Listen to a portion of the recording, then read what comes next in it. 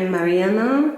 I am a Brazilian tarot reader, astrologer, and photographer, currently living in Europe. I used to say that my roots run very, very deep. From my mother's side alone, I have my great-great-grandma. She was midwife in Senzalas. This is slave quarters, right? And also from my mother's side, I have my great-grandma. She was daughter of native Brazilian Indians, married to a son of enslaved one. Some days I wish I could just sit and listen to their stories, their life stories, their experiences, and learn from their wisdom. I was raised in a very Catholic household. My whole family was always engaged in activities in church, that including being ministers, singing in the chorus, playing. I played on the Sunday worships, also in youth groups for a while. Back in 2013, it was the very first time I started tapping to the Afrocentric religions, that develops from the diaspora, that Umbanda more specifically, and then later on I came to learn about Candomblé and all the other religious manifestations we have in Brazil. That was definitely a kickstart for me. That's when I wasn't still opened up enough for that, but I could take a lot now from that experience to use now that I feel and that I am more mature to handle my spirituality in a responsible way. What do I think about when I hear the word tarot? Well, I used to think about devil's craft, right? At least that's what I always heard from family, from friends, everything you cannot find being used inside a church, inside the temple. It's occult, it is devil's thing.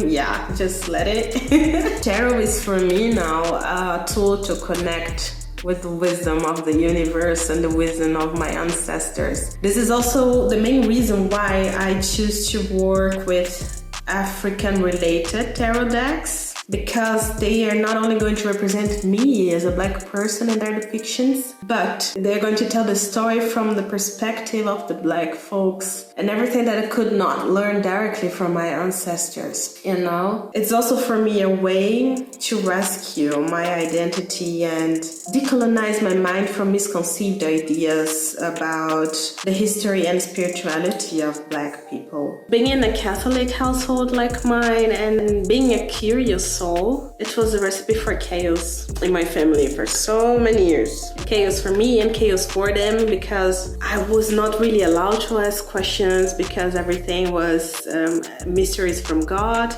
and God we should not question. Some people would go even beyond and say the devil's seeds are growing inside my heart, because I was nurturing this curiosity for the invisible side of life, right? At the end of the day, I do believe that everything that exists is a creation of God. It was created by Him, and because of that, it serves a purpose. All the tools also, spiritual tools used for spiritual work that exist, it was sent by God, sent by this universal intelligence, this mastermind of the universe to serve their purpose on earth. And if I'm the one that chose to walk on this path, He knew before, He knew me, He knew my heart. From the moment He created me like I am. So if He accepts me the way I am, who am I not to accept myself? So at some point I stopped fighting against myself, against my own wishes, my gift, my heart, what I believed it was right for me,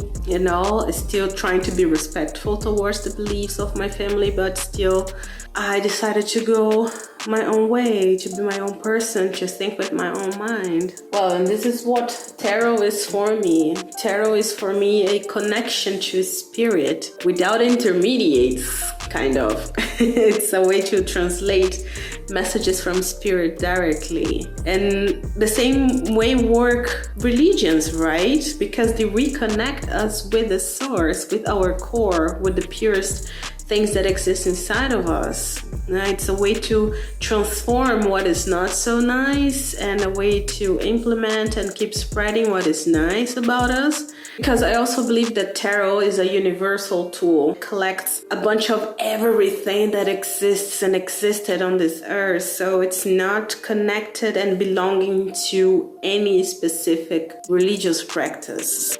So the funniest thing happened to me in the summer 2019.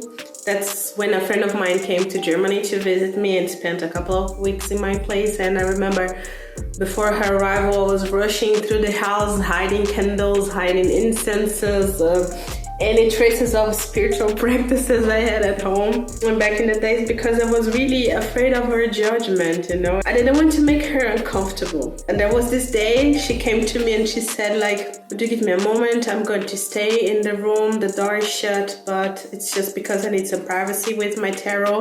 And I was like, wait a second. Inside my mind, no? Outside I was like, all right, take your time, take your time. And inside I was like, wait, what? Who am I hiding from?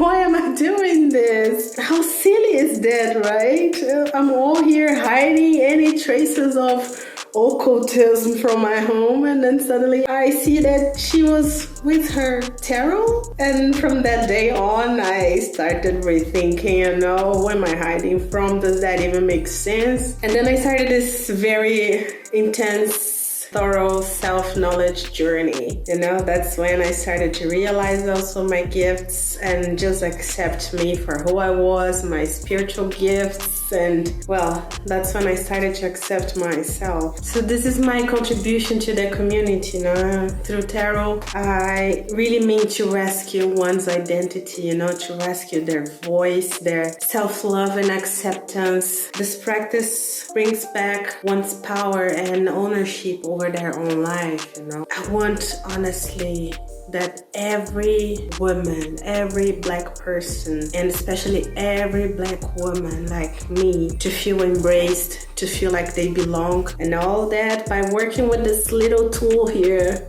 I mean, little in size, but big in meaning and what it can do for a person. I'm really thankful I embraced myself and decided to get the job done that I came here to do. So before starting any tarot reading, I like to clean my energy and see how I'm feeling that day, so I don't let my ego and my emotions interfering. Also, I like to light an incense, you know, which scent I believe is going to be the most appropriate for the situation and the type of reading I'm going to do. So this is the space I keep what is most sacred to me. Now I always keep some tarot cards here. I keep the candle for my guardian angel in order to protect my Ori before and after every reading I'm going to do. I pray for my ancestors, my spirits, so that I put in my mouth the words the person needs to hear in order to heal their lives and elevate their energy. So this is basically my sacred space that I like to cultivate at all times, but especially before and after every reading. No? After the readings, I come here to say thank you for the protection, for the work done, because I believe I don't work alone. I believe I work with my ancestors and spirit, so we are connected at all times. Don't always use the same things or everything together. Always try to sense what is necessary at the moment, what kind of energy the person is emanating before I start doing a reading, so I know which stones or which accessories I should wear, no, during that reading, for my protection, for whatever reasons, you know. So this is basically how I work.